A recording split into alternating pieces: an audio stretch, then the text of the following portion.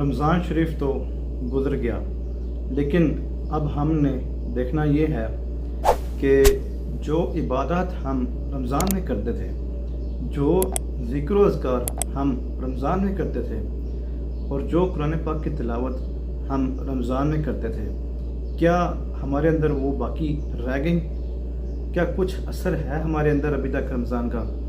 تو آپ نے یہ جو عبادات رمضان میں کی، جو آپ نے ذکر و اذکار کیے، جو تلاوت قرآن پاک کی، جو درود پاک پڑھا، تو اس روٹین کو آپ نے رمضان کے بعد بھی قائم رکھنا ہے۔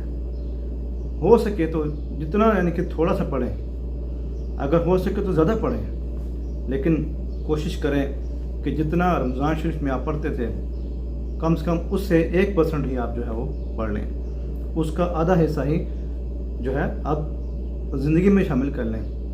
وہ ذکر و اذکار، وہ قرآن پاک کی تلاوت، وہ درود شریف، وہ اللہ کی یاد، یعنی کہ آپ جتنا رمضان میں پڑھتے تھے نا، اس کا آپ 1% اپنی زندگی میں اس کو شامل کریں، اپنے ساتھ رکھیں، اپنے ساتھ لے کر چلیں۔ تو یقین کریں، آپ جب یہ چیزیں اب ساتھ رکھیں گے، اللہ کی یاد آپ کے ساتھ ہوگی، اللہ کا ذکر آپ کریں گے، تو اللہ تعالیٰ آپ کو نہیں بھولے گا۔ آپ کی تمام پریشانیاں، آپ کی تمام مصیبتیں دور ہو جائیں گی، پریشانیاں ختم ہوں گی، رزق کا جو مسئلہ ہے وہ دور ہو جائے گا۔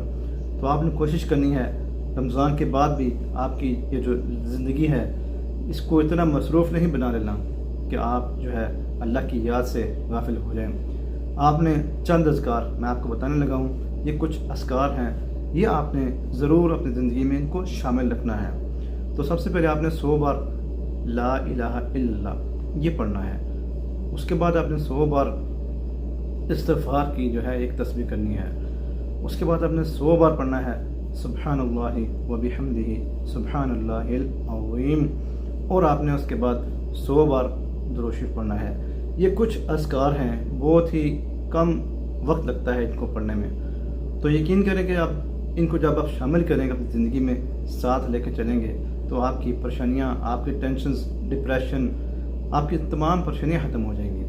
کیونکہ اللہ تعالیٰ قرآن پاک میں فرماتا ہے کہ تم مجھے یاد کرو، سورہ بقرہ میں اللہ تعالیٰ فرماتا ہے کہ تم مجھے یاد کرو، میں تمہارا چرچا کروں گا، یعنی کہ میں تمہیں بھی یاد کروں گا۔ تو اللہ کی یاد پھر کس طرح ہوگی؟ اللہ کو کیسے یاد کیا جاتا ہے؟ اللہ کو اس کے ذکر سے یاد کیا جاتا ہے۔ تو سب سے افضل ذکر ہے لا الہ الا اللہ۔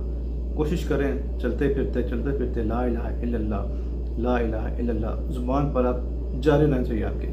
تو آپ کی زندگی میں رمضان شریف کے بعد بھی یہ ذکر و اذکار ہونا چاہیے اور اللہ کی یاد ہونی چاہیے۔ اللہ تعالیٰ سے دعا ہے کہ اللہ تعالیٰ ہم سب کو اس زندگی میں بھی، رمضان کے بعد جو زندگی ہوتی ہے اس میں بھی اللہ کی یاد کرنے کی، ذکر و اذکار کرنے کی، قرآن پاک کی تلاوت کرنے کی، درود شریف پڑھنے کی توفیق عطا فرمائے۔ آمین یا رب العالمین۔